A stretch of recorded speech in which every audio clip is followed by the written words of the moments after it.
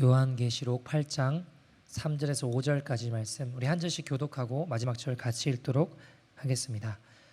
또 다른 천사가 와서 제단 곁에 서서 금 향로를 가지고 많은 향을 받았으니 이는 모든 성도의 기도와 합하여 보좌 앞 금 제단에 드리고자 함이라.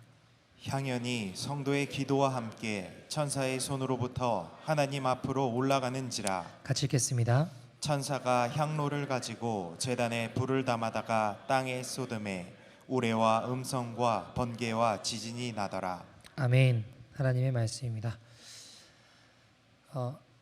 저는 이제 개인적으로 자전거 타는 거 좋아합니다. 물론 자전거가 지금 없는데 어쨌든 기회가 되면 자전거 타는 거를 좋아해요. 근데 자전거 타는 것을 처음부터 좋아했던 건 아니고 자전거를 어릴 때 처음 배울 때는 정말 여기저기 많이 깨지고 여기저기 많이 다치고 많이 피도 흘리고 많이 아팠던 것 같아요. 근데 제가 어렸을 때는 왜 그런지 모르겠지만 그때는 지금처럼 보호 장비가 잘 있지 않았습니다. 보호 장비를 끼고 배우는 애는 제가 본 적이 없어요, 동네에서. 그러니까 헬멧을 쓴다든가 여기 팔꿈치나 이런 데 뭐를 끼고 자전거를 타거나 배우는 애는 없었습니다. 그러다 보니 어떨까요?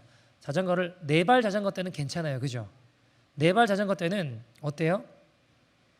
그냥 타면 안 넘어져요. 뒤쪽에 안 넘어지도록 바퀴를 잘 잡아주니까. 문제는 언제부터 시작될까요?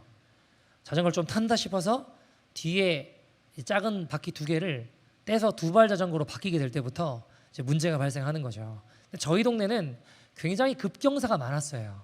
근데 무식하게 빨리 배워야 된다고 거기는 맨날 가가지고 넘어지고 엎어지고 깨지고 이러다 보니까 피도 나고 그렇게 자전거를 배웠던 것 같습니다. 참 무식하게 자전거를 배웠어요. 어느 날 보니까 그렇게 타다 보니까 잘 타게 되더라고요. 수많은 시간들을 대가지불하면서 여기저기 피도 나고 깨지면서 그렇게 자전거를 배우게 되었습니다. 안 넘어질 때부터 너무 기분이 좋더라고요. 자전거를 타면서 안 넘어지고 잘 타게 될 때부터는 너무 행복하더라고요. 여러분, 세상에 어떤 일이든지 간에 그걸 배워나갈 때는 대가지불이 필요합니다. 그죠? 제 아내는요, 어릴 때 자전거를 너무 타고 싶어서 집에 없었대요. 그래서 아버지한테 열심히 며칠 열흘인가 쫄라가지고 겨우 자전거를 이제 아버지가 사주셨대요. 기쁜 마음으로 처음에는 이제 바퀴 달린 네발 자전거였으니까 안 넘어지고 잘 탔겠죠. 자, 드디어 뒤에 바퀴를 뗄 때가 되었습니다. 이제 떼고 이제 넘어지면서 자전거를 배워야 되는데 때마침 그때 자전거를 누가 훔쳐간 거예요. 그러니까 지금도 자전거를 못 합니다. 그래서 같이 자전거를 타고 싶어도 탈 수가 없어요. 여러분, 세상에 어떤 일이든지 간에 그것이 우리가 하다못해 운동을 해도 운동을 배워도 어때요? 제일 힘든 게 뭐예요? 제일 지루한 게 뭐예요? 기본기 아닙니까? 근데 그 기본기를 미친 듯이 반복하거든요. 그러니까 너무 지겨운데 이거를 잘 배워야지만 너무 지겹지만 힘들지만 그걸 끊임없이 반복해야지만 결국 운동 실력이 진짜로 향상될 수가 있습니다. 하다못해 악기를 배워도 어때요? 악기 같은 걸 배워도 제일 중요한 게 기본기예요. 저는 기타를 칠 줄 아는데 잘 못 쳐요. 왜 그러냐면 기본기가 없어요. 가라로 그냥 이렇게 코드 몇 개 보고 대충 막 치다가 그냥 하다 보니까 실력이 안 늘더라고요. 왜냐하면 기본기에 충실하지 않았기 때문에. 악기 하나 똑바로 하려고 해도 어때요? 지겹지만 힘들지만 그 시간들을 견뎌내야 되고 이겨내야 돼요. 기본기를요.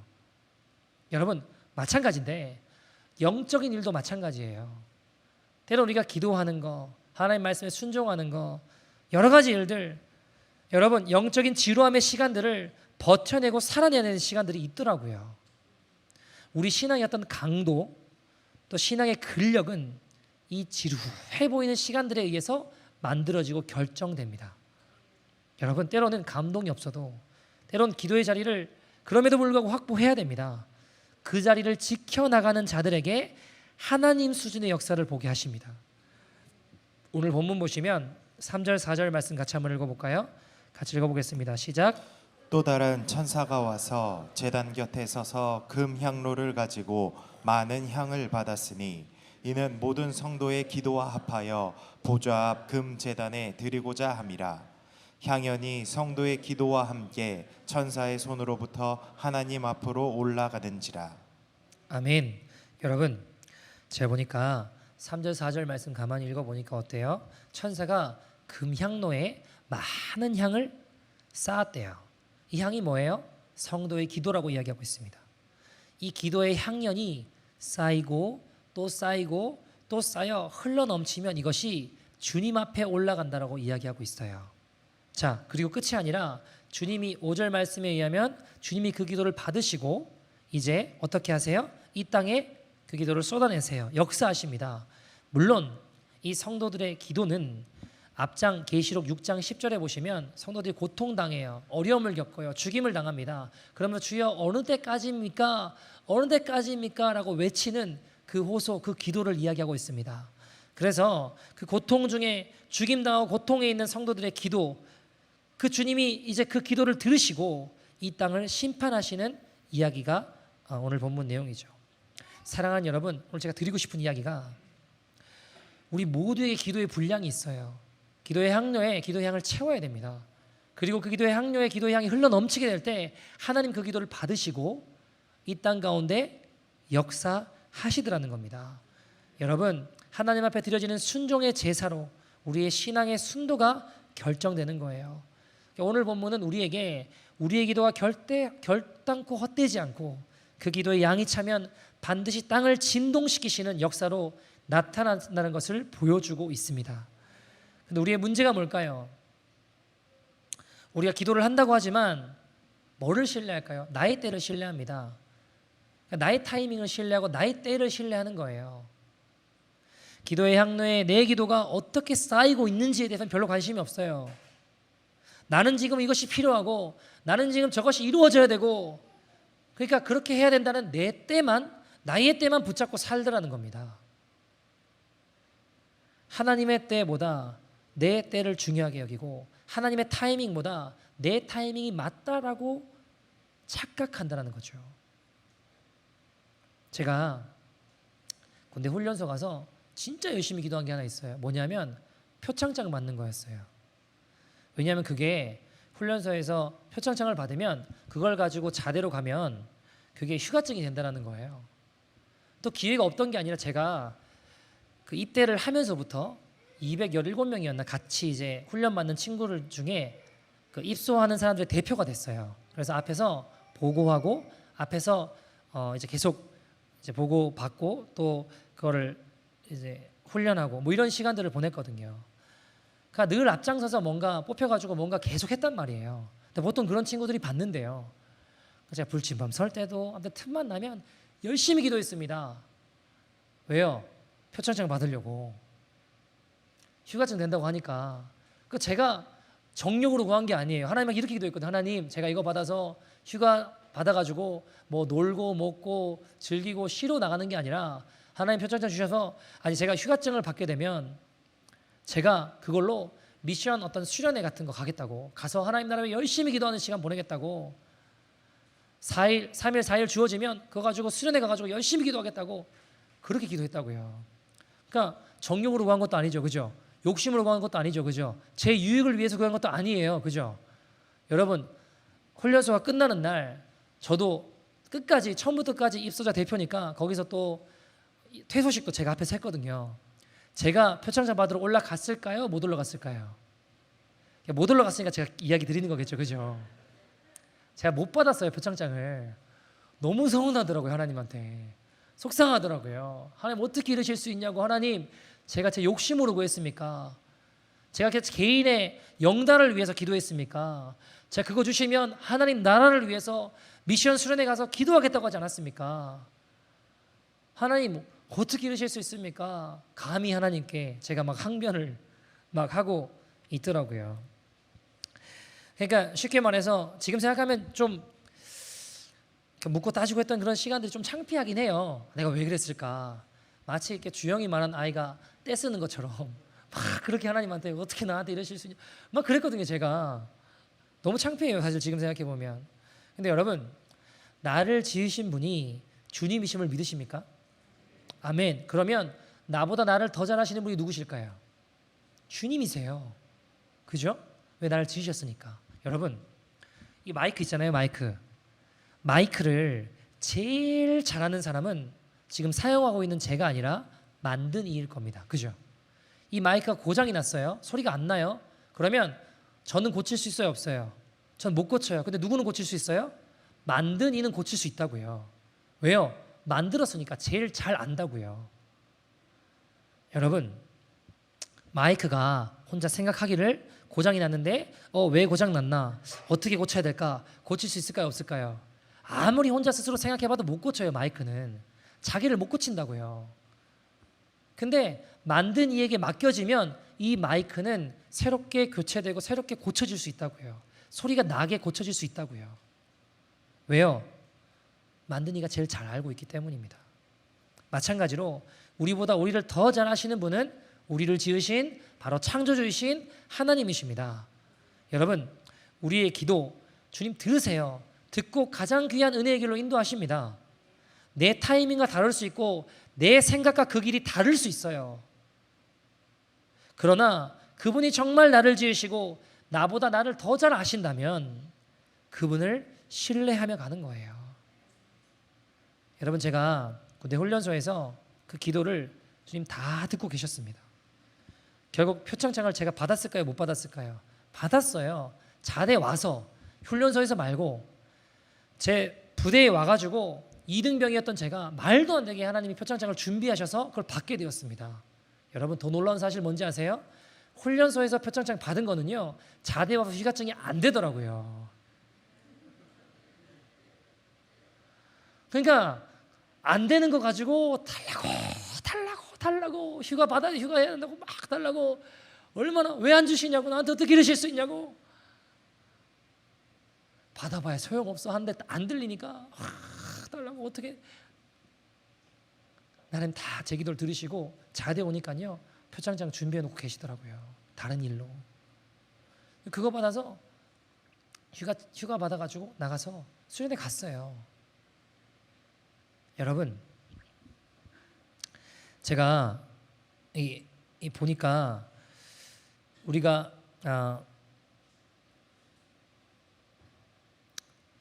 얼마나 열심히 기도했지만 부끄러운 모습이었죠. 근데 중요한 건 제가 그래도 계속해서 기도의 자리를 지키며 걸어갔어요.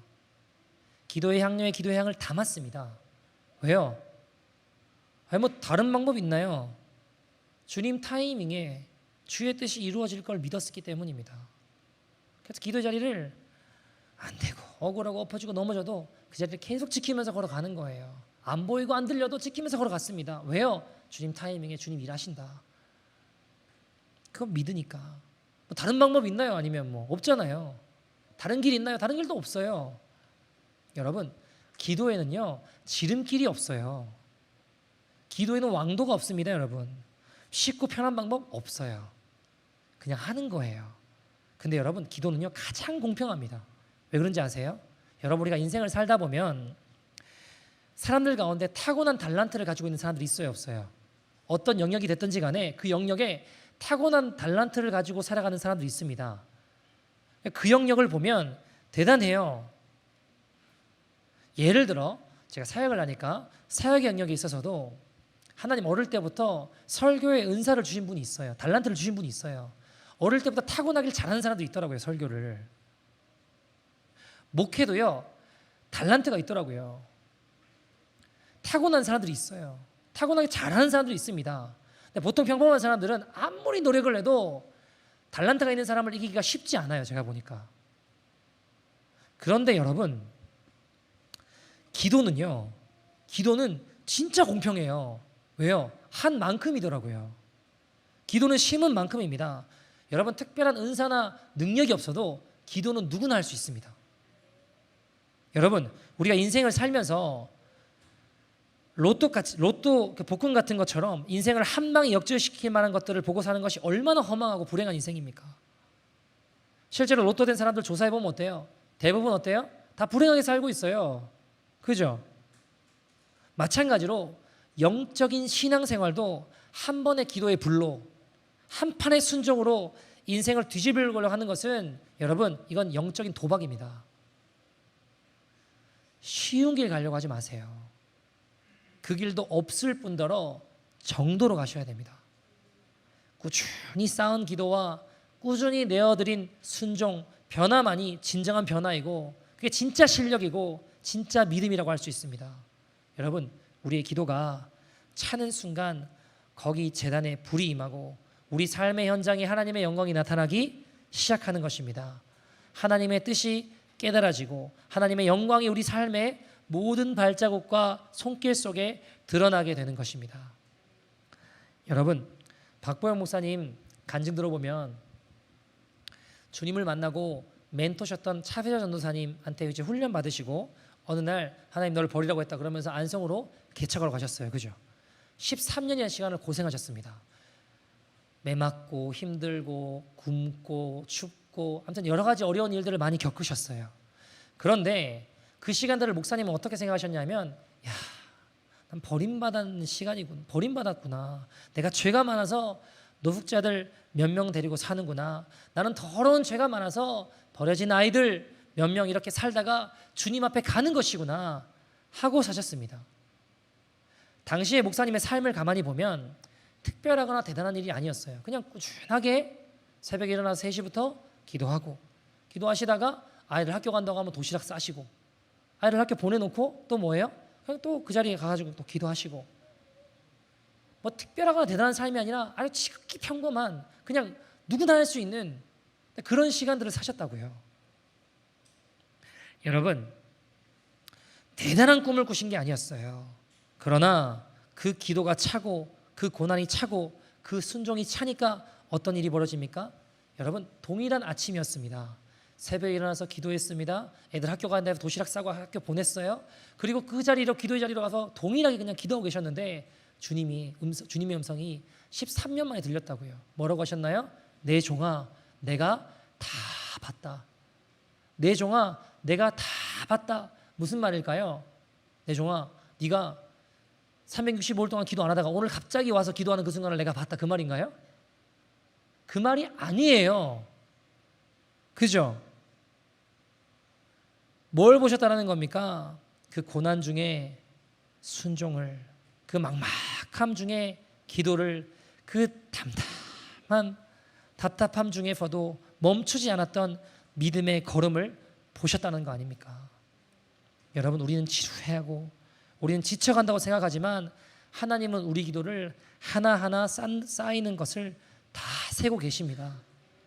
우리의 순종이 차기를 기다리고 계십니다.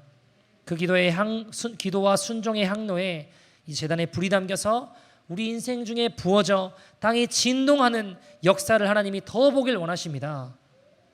여러분, 하나님이 무능력하시고 하나님이 듣지 않으심이 아니라 아직 우리의 기도가 차지 않았을 뿐입니다. 아직 우리의 순종이 다 분량이 차지 않았기 때문에 그런 것입니다. 그러므로 우리의 기도의 향연은 주님 앞에 타올라야만 합니다. 여러분, 제가 어릴 때 조금 방황을 했는데 그때 제 방황하는 모습을 보시면서 어머니가 저를 위해 기도하셨을까요? 안 하셨을까요? 당연히 하셨겠죠. 당연히 하셨겠죠. 눈물로 기도하셨어요. 근데 제가 변화되지 않더라고요. 저는 여전히 방황했습니다. 그러나 그 기도의 항로에 기도가 흘러넘치니까 주님이 저를 만나 주시더라고요. 찾아와 주시더라고요. 여러분, 어머니의 기도의 향연으로 하늘로 올라간 기도가 주님께서 들으시고 땅에 쏟아지는 때가 오더라고요. 여러분, 우리의 기도는 허공에 사라지지 않습니다. 오늘 우리의 순종은 오늘도 꾸준히 하나님 앞에 쌓여야 합니다. 감동이 없고 눈물이 없어도 역사와 능력이 안 나타난다고 해도 끝까지 태워 올리면 언젠가 땅을 진동시키는 능력으로 우리 삶에 나타나는 것을 반드시 보게 되실 것입니다. 여러분, 다윗과 골리앗 싸운 거 아시죠? 다윗과 골리앗 처음 들어보신 이야기 아니시죠? 그죠? 여러분, 다윗이 전쟁터에 왜 갔나요? 전쟁하러 갔나요? 싸우러 갔나요? 아니에요. 그죠? 형들이 전쟁터에 있으니까 아버지 이새가 야, 너 밥 사줄 테니까 도시락 배달 좀 해라 형들한테. 그래서 전쟁터 간 거예요. 그죠? 싸우러 간 게 아니라고요. 전쟁터에 와서 보니까 골리앗이라고 하는 이 밥을 많이 먹게 생긴 아주 키가 크고 덩치가 산만한 놈이 하나님을 막 욕하는 거예요. 근데 이스라엘 백성들 군사들 가운데 누구 하나 저 입을 다물게 하라고 외친 사람이 없는 거예요. 소년이었던 다윗이 그래서 등장하게 됩니다. 싸우겠다고 등장하게 돼요. 다윗이 뭘 들고 갔나요? 여러분, 최고의 감호, 최고의 칼을 사울 왕의 것을 쥐어줘 본다 한들 다윗은 그게 안 맞는 거예요. 싫은 거예요. 뭘 들고 가죠? 늘 평소에 들고 있던 허리춤에 있던 물매를 들고 나갔다고요. 무슨 말인가요? 나 이건 자신 있다라는 거예요. 아무리 좋은 갑옷과 아무리 좋은 칼을 내게 주어줘 본다 한들 그건 내게 익숙하지 않다라는 겁니다. 그건 내게 지금 필요하지 않다라는 거예요. 안 맞을 뿐더러 필요하지 않다라는 겁니다. 여러분, 내가 늘 훈련해오던 거 그걸로 들고 나갔어요. 여러분, 다윗이 하루아침에 갑자기 하나님이 능력을 주셔서 골리앗의 이마를 탁 하고 맞췄을까요? 저는 그렇게 생각하지 않아요. 여러분, 그 이마에 맞추기까지 다윗이 얼마나 많이 훈련했겠냐고요. 다윗은 원래 목동이었기 때문에 양을 쳤습니다. 그죠? 양을 치면서 지루하게 그 시간들을 보내고 있어요. 특별히 대단한 스펙타클한 일들이 없다고요. 그 지루하고 지겨운 시간들 가운데 다윗은 뭘 했을까요? 물매를 들고 물맷돌 들어서 연습하는 거예요. 오늘 내가 저 돌을 맞춰봐야겠다 해가지고 조그마한 돌, 분필 같은 거 하나 들고 가지고 이렇게 동그라미를 그렸겠죠. 저기를 맞추겠다 하고 계속 돌을 집어 던지는 거예요. 던졌는데 맞았을까요? 안 맞았을까요? 안 맞죠. 어떻게 맞겠어요? 딴 데로 휙 하고 날아갔을 겁니다. 다윗은요, 그럼에도 불구하고 그 지루해 보이는 시간들을 계속 던지고 훈련하는 거예요. 저거 맞출 때까지. 점점 가까워지는 거예요. 저 표적을 향해 점점 던지다 보니까 점점 가까워지는 겁니다. 그리고 맞추는 거예요. 얼마나 기뻤겠습니까? 야, 내가 이제 이걸로 늑대가 오면 던져버리겠다. 사자가 오면 던져버리겠다. 자, 다음에 뭘 해볼까? 낙엽이 떨어져요. 내가 저 잎을 맞춰봐야겠다. 맞겠나요? 안 맞지. 어떻게 맞추겠어요? 던졌는데 안 맞는 거예요. 그럼에도 불구하고 또 들고 또 던지는 거예요. 또 던지는 거예요. 또 훈련하는 겁니다. 양을 치며 그 지루한 시간들 가운데 끊임없이 던지는 거예요. 나중에는 원하는 위치에 가서 정확하게 맞는 겁니다. 그것으로 사자도 곰도 쫓아내게 된 것이죠. 여러분, 다윗은요, 다윗이 내가 이거 물맷돌을 잘 던지면 나라를 구하고 하나님의 역사를 보게 될 거야라는 걸 알았을까요? 몰랐을까요? 몰랐어요, 여러분. 그거 알고 돌 던진 거 아니에요. 몰랐습니다. 그의 허리춤에 있는 물매가 나라를 구하고 하나님의 역사를 이룰 물매가 될 줄 몰랐다고요.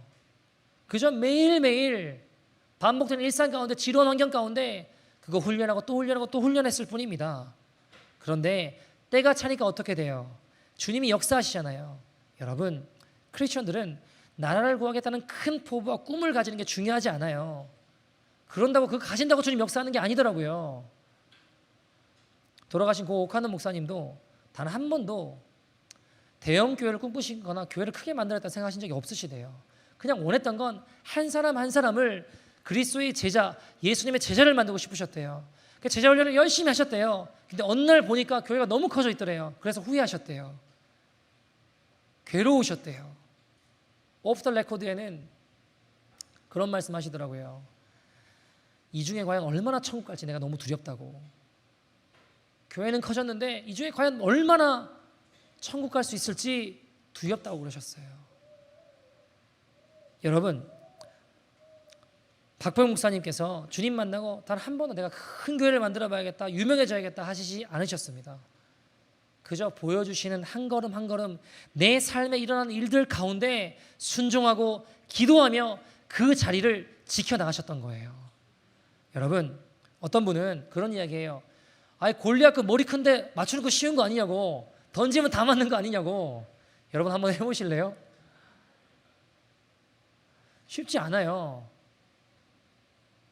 관역을 향해 훈련되어지지 않았다면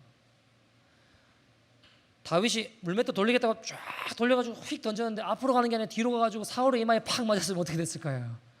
한순간에 역적되는 거예요. 그죠? 나는 골리앗을 향해 던진다고 던졌는데 어디로 날아갈지도 모르게 훈련이 안 됐으면, 그 뒤로 날아가서 사울 왕 팍 맞았으면 용사가 되는 게 아니라 하루아침에 그냥 죽일 놈 되는 거라고요. 여러분, 제가 다윗은 시내로가 돌 5개를 주어서 한 번에 골리앗의 이발을 맞췄다고 성경이 이야기를 해요. 여러분 마찬가지인데요.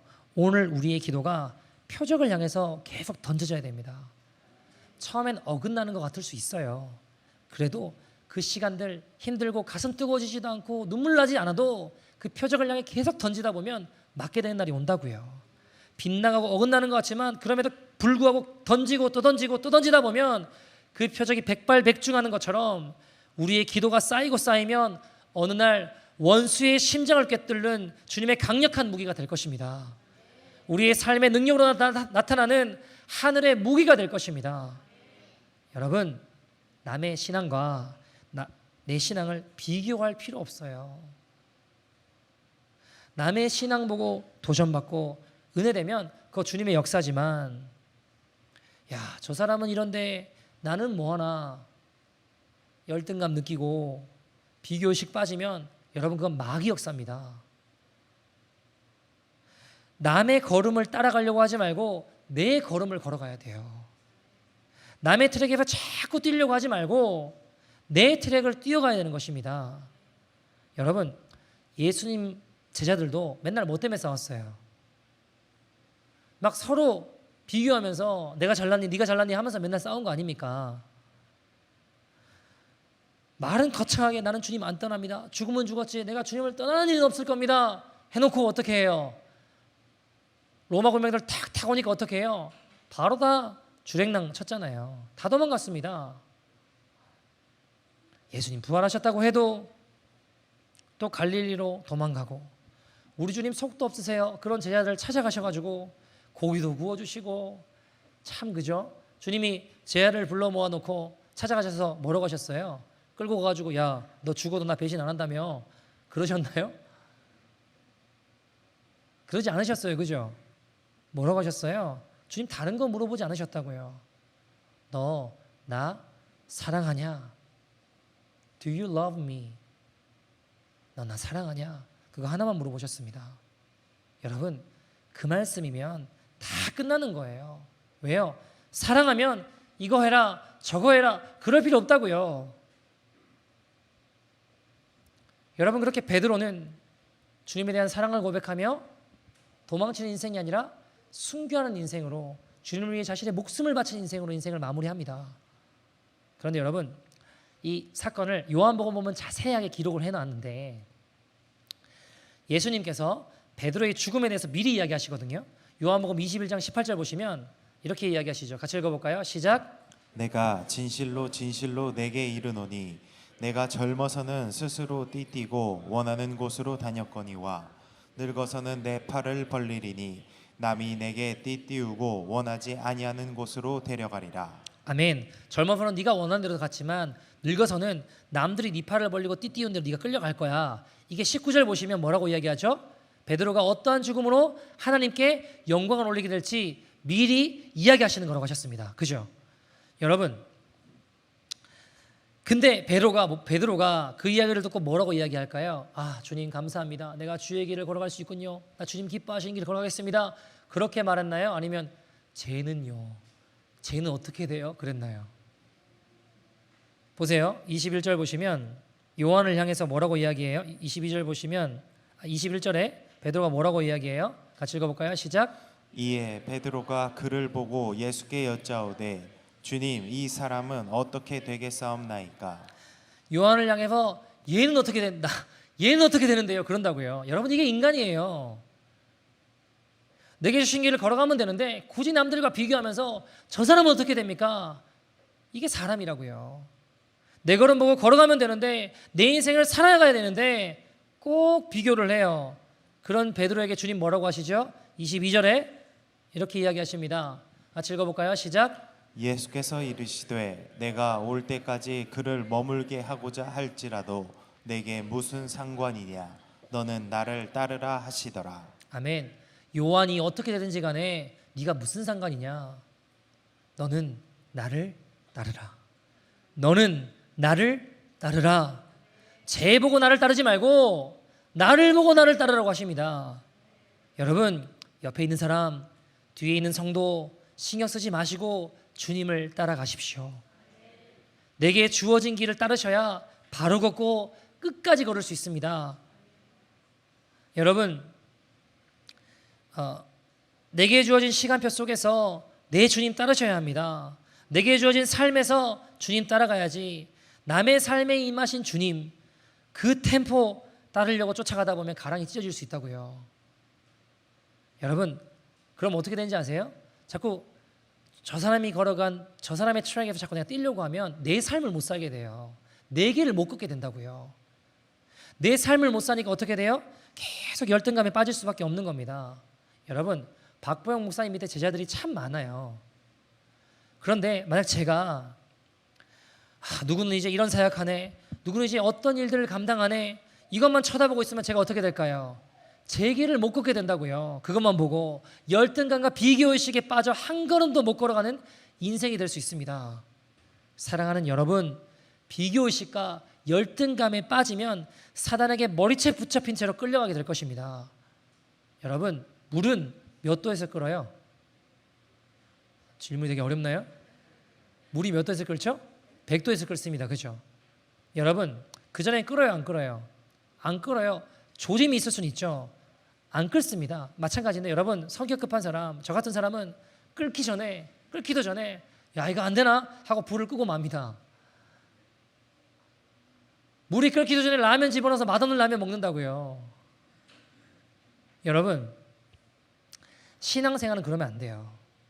아직 끓지 않았는데 불을 끄거나 내 임의대로 하면 안 됩니다.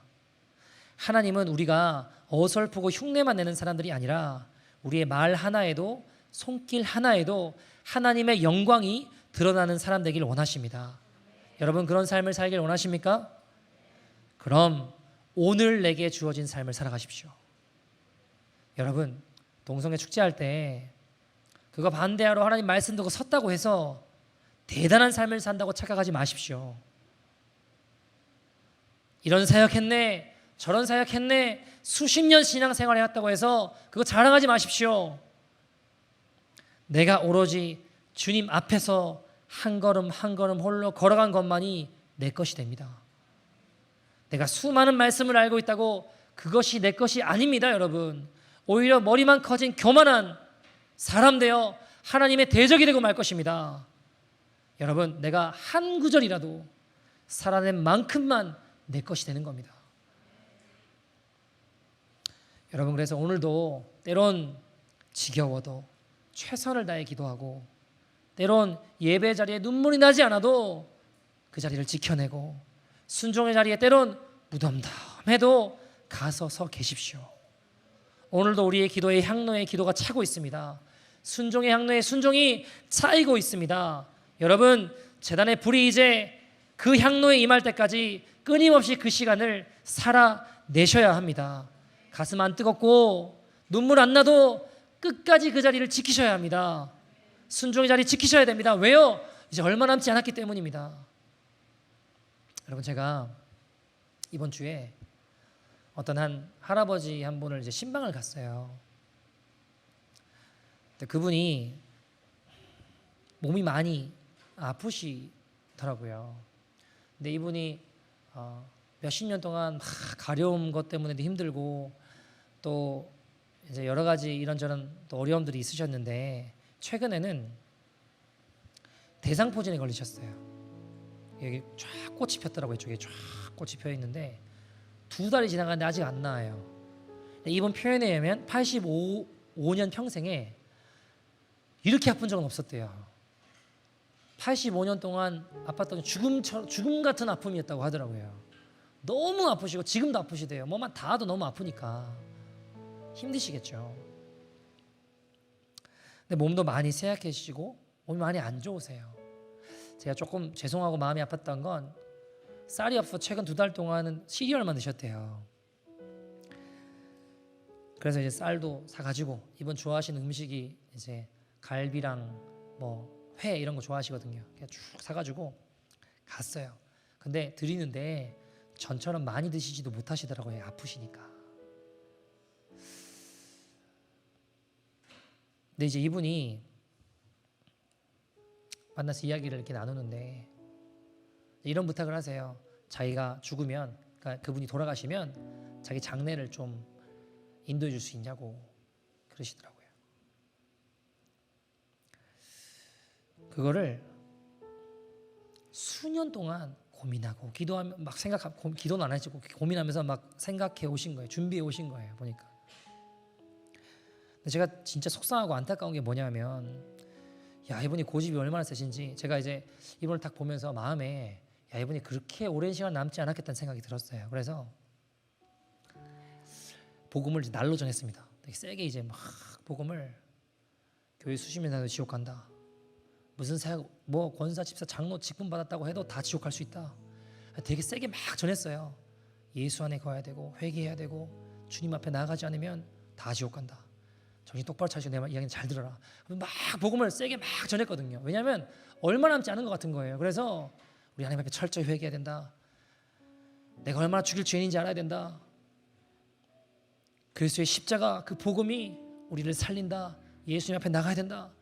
막 세게 막 전했어요. 근데 여러분, 너무 놀라운 사실은 벽에다 대고 이야기하는 것처럼 다 튕겨내고 다른 이야기 하시는 거예요. 계속. 제가 왜 놀랐냐면, 제가 여러분 안병동 가서도 기도도 하고 뭐 이래요. 근데 아픈 분들, 특별히 이제 병원에서 힘들다는 분들은 대부분 꺾이더라고요. 제가 보니까 막 완고하신 분들도, 바로처럼 막 완고한 분들도 진짜 어려운 상황이 되면 꺾이시더라고요. 그렇게 큰 아픔을 겪고 죽음의 사선을 넘어가며 병이 걸리거나 죽어가시는 분들은 그때 가서 전하면 들으세요. 그래도 바로처럼 완악하지 않으신데 이분은 다 튕겨내더라고요. 다 튕겨내. 막 나중에는 제가 몇 시간을 복음 전했거든요. 계속 하는데도 계속 다른 이야기 하시고 다른 소리 하시고, 나중에 머리가 너무 아픈 거예요. 제가. 야, 이게 얼마나 마음이 아프고 속상한지.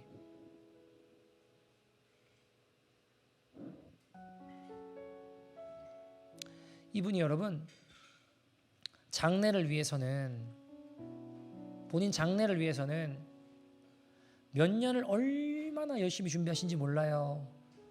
꽃은 어느 꽃집에 얼마 하고, 이게 지금 2년 전 가격이니까 지금은 더 올랐을 거고, 음식은 어디에 뷔페로 가보니까 뭐 조그마한 거 이런 거 주는 거 별론 것 같고, 저기 사리원에 가면 1인당 얼마 하고, 그래도 순서지는 40개를 만들었으면 좋겠고, 지금 40명 예상했는데 자기 동료 친구들 중에 10명이 죽었고, 그래서 30명인데 40명이 됐으면 좋겠고, 아무튼 굉장히 디테일하게 그걸 몇 년 동안 열심히 준비해 오셨다고요. 근데 제가 속상한 게, 본인의 장례식을 위해서는 이렇게 열심히 준비하면서 그 죽음 이후에 있는 영원한 세계, 천국과 지옥에 대해서는 왜 준비하려고 하지 않으실까? 너무 속상하고 괴로운 거예요.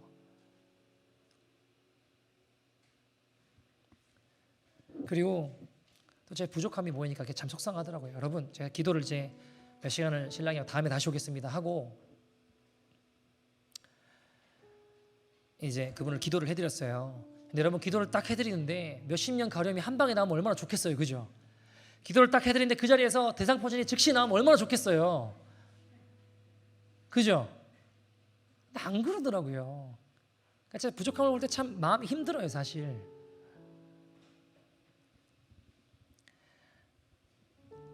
말씀을 전할 때 회심의 역사가 나타나고, 기도할 때 회개의 은혜가 터져나오면 얼마나 좋을까요? 기도의 역사가, 기도하는 데마다 치유의 역사가 일어나면 얼마나 좋겠습니까? 나는 왜 이렇게 능력이 없는 목사일까? 그게 진짜 괴롭더라고요. 나와서 교회에 왔어요. 기도하면서 하나님, 제발 회심의 물이 좀 임하게 해달라고 간절히 기도했습니다. 제가 왜 괴롭냐면, 여러분, 저는 진짜 복된 교회에서 사역하고 있습니다. 야, 세상에 이런 성도님들이 있나 싶을 만큼 하나님 사랑하고 주님 앞에 거룩한 길을 결단하며 나아가는 너무 귀한 성도님들과 함께 저는 목회하고 있어요. 목사보다 훨씬 더 나은 분들과 함께 목회하고 있습니다. 그런데 다만 제가 실력이 안 되고 능력이 없고 그릇이 안 되는 제 모습을 볼 때마다 진짜 마음이 힘들어요. 솔직한 제 마음에 성도들의 필요와 간구를 도와줄 수 없고 채워줄 수 없는 제 모습 볼 때면 진짜 마음이 괴롭기가 그지가 없어요. 가끔 이제 그런 기도도 해요. 하나님, 세상에 정말 능력 있고 실력 있고 하나님 저보다 훨씬 더 사랑하고 능력 있는 대단한 종들 많은데, 잘하는 사람들 많은데 왜 나 같은 사람 불러 세우셔서 이 귀한 재단에, 귀한 교회에, 귀한 성도님들과 함께 주의 종으로 이곳에 세우셨는지. 여러분, 성도님들의 고난의 무게를 제가 도와줄 수 없는 그런 작고 연약한 그릇인 제 모습을 볼 때마다 마음이 진짜 힘들어요. 주님, 어떻게 해야 되나요? 제가 만난 그 성도님처럼 요즘 병들고 아프고 죽어가고 힘들어하는 분 참 많습니다. 제가 만난 그 성도님도 저희 교인분은 아니지만 어쨌든 수십 년 교회를 다녀보셨대요. 그래서 더 힘든 거예요. 마음이 괴로운 거예요. 교회를 안 나가본 게 아니라 이민 오셔서 교회를 수십 년 동안 다녀보셨다는 거예요. 근데도 주님 못 만난 거예요. 그러니까 마음이 너무 괴롭더라고요. 제가 진짜로.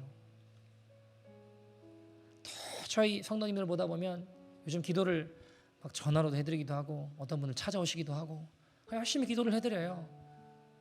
정말 말 못할 어려움 가운데, 풀 수 없는 어떤 괴로움 가운데 씨름하는 분들 너무 많으시더라고요. 근데 이런 분들 만날 때마다 제 부족함 때문에, 제 무능함 때문에 가슴을 칩니다. 새벽마다 밤마다 기도해요. 하나님, 저 좀 도와주세요. 맡겨놓으셨으면 감당할 능력 주셔야 되는 거 아니냐고. 근데 그렇게 막 기도해도 우리 주님 아무 대답이 없으세요. 아무 응답이 없으세요. 가슴이 뜨거워지지도 않아요. 제 기도가 때로는 거절되는 것처럼 느껴지기도 합니다. 어떤 막 불이 많은 것 같다, 음성이 들리는 것 같다. 죄송하지만 그런 일도 없어요. 여러분, 제가 사역을 해보면서 하나님 막 나타나시고 개입하시고 직접 나타나셔서 막 역사하실 때 그때 가슴이 뜨거워요. 기뻐요. 하나님 막 치유의 권능으로 막 병자들을 치료하시고 회심의 역사가 막 일어나고 하나님을 만나게 되고 이럴 때 너무 좋아요. 가슴이 뛰어요. 항상 그럴까요? 요즘에 안 그래요. 그럼 자꾸 어떤 생각이 들까요? 야, 이거 도망치면 좋겠다. 나는 안 되나? 나는 기도해도 안 되나? 이거 어떻게 해야 되나? 마음이 아주 담담해질 때가 있습니다. 그러나 여러분, 그럴수록 조금도 타협하지 않으려고 하고 있습니다. 그럴수록 더 자리를 지켜냅니다. 버티고 버텨냅니다. 특히 기도의 자리는 절대로 놓치지 않으려고 합니다. 여러분, 그럼에도 눈물이 나지 않아요. 그럼에도 불구하고 하는데도 가슴이 안 뜨거워져요. 그러나 그럴수록 더 자리를 지킵니다. 그럴수록 더 살아내려고 합니다. 아직 아무 일도 안 일어나고 있습니다. 그러나 저는 끝까지 제게 주어진 기도의 자리, 순종의 자리, 훈련의 자리를 지켜나갈 것입니다. 여러분, 제가 잘났다는 게 아니라 어떻게든 버텨내고 견뎌낼 겁니다. 여러분, 제가 충만해서 그런 게 아니라 저는 하루하루도 간신히 살아가는 사람이에요. 간신히 살아낸 사람입니다. 새벽기도 나와서 밤늦게 12시, 1시, 2시까지 교회에서 버티고 있어도 잘 안 돼요. 그래도 불러주신 자리를 지키고 있으려는 하나님을 향한 저의 어쩔 수 없는 사랑입니다. 기도해도 아무 일 일어나지 않더라도 그래도 이렇게 기도하며 버텨낼 겁니다. 눈물 나지 않고 가슴 뜨거워지지 않아도 아무것도 없어도 저는 이 자리를 지키며 버텨낼 겁니다. 언젠가 주님이 만들어 가실 걸 알기에, 언젠가 그 기도의 향이 흘러 넘쳐 주님 받으시고 이 땅 가운데 역사하실 걸 알기에 기도 자리 잘 지키고 끝까지 부르심 따라서 그 자리에 잘 서 계시면 여러분, 언젠가 온전케 되는 날이 올 것입니다. 지금은요, 제가 어설프게 흉내만 내는 것 같아서 성도님들께 다들 죄송한 마음, 죄스러운 마음입니다. 혹시 나 때문에 우리 성도님들 잘못 인도하는 거 아닌가? 제가 뭐 별의별 생각을 다 해요, 사실. 그게 참 마음이 힘들고 괴롭죠. 그러나 우리의 큰 바의 얼굴이신 예수님 바라보고 걸어가면 우리 주님이 종국에 이루실 걸 알기에, 종국에 이루실 걸 믿기에 계속해서 기도의 향료를 주님께 올려드립니다. 순종의 향료를 주께 올려드립니다. 언젠가 주님의 때가 될 때 그 향료의 제단에 불이 임하고 우리 삶의 역사가 쏟아져 임하실 날이 올 줄 믿습니다. 같이 한번 찬양하고 기도했으면 좋겠는데요. 우리 하늘의 문을 여서서 같이 찬양했으면 좋겠습니다. 찬양하죠. 하늘의 문을 여서서, 하늘의 문을 여소서, 이곳을 주목하소서. 주를 향한 노래가 꺼지지 않으니 하늘을 열고 보소서, 하늘을 열고 보소서. 주님 이곳에 임재하소서, 이곳에 임재하소서. 주님을 기다립니다. 기도의 향기가 하늘에 닿으니 주여 임재하시고 이 땅 위에 역사하여 주시옵소서. 주여 임재하여 주소서. 주여 임재하여 주소서. 이곳에 오셔서, 이곳에 오셔서, 이곳에 앉으소서. 이곳에서 드리는 예배를 받으소서. 주님의 이름이, 주님의 이름만이, 오직 주의 이름만 이곳을. 다시 한번 찬양합시다. 하늘의 문을 여소서, 하늘의 문을 여소. 주님 이곳을 주목하소서. 우리의 기도가, 우리의 찬양의 노래가, 주를 향한 노래가 주님 하늘을 열고 우리를 보시옵소서. 주여 때로는 어느 때까지입니까? 어느 때까지입니까? 고백한 우리의 심령 위에 서서 주님을 기다립니다. 기다립니다. 기도의 향기 하늘에 닿으니 주님 받으시고 이 땅 가운데 역사하여 주시옵소서. 우리의 심령 가운데 임재하시고 역사하여 주시옵소서. 이곳에 오셔서, 이곳에 오셔서, 이곳에 앉으소서. 이곳에서 드리는 예배를 받으소서. 주님의 이름이, 주님의 이름만이, 오직 주의 이름만 이곳에 오셔서, 이곳에 오셔서, 이곳에 이곳에서 드리는 우리의 기도를 주님 받으시옵소서. 기도를 받으소서. 주님의 이름이, 주님의 이름만이, 오직 주의 이름만 이곳에 있음. 주가 일하시네, 주가 일하시네, 주가 일하시네. 주께 아끼지 않는 자에게 주가 일하시네, 주가 일하시네, 주가 일하시네. 신뢰하며 걷는 자 주가 일하시네, 주가 일하시네. 주님이 오늘 일하십니다. 하나님 가슴 뜨거워지지 않고, 하나님 보이지 않고 들리지 않아도 주님 앞에 그 자리를 지켜나가는 자들 가운데, 기도하며 순종하는 자들 가운데 주님 하신 일들을 보게 하실 것입니다. 주가 일하시, 신뢰하며 우리 목소리 옆에서 마지막으로 전심을 다해 고백합시다. 주가 일하시네, 주가 일하시네, 주가 일하시네. 주께 아끼지 않는 자에게 주가 일하시네 주가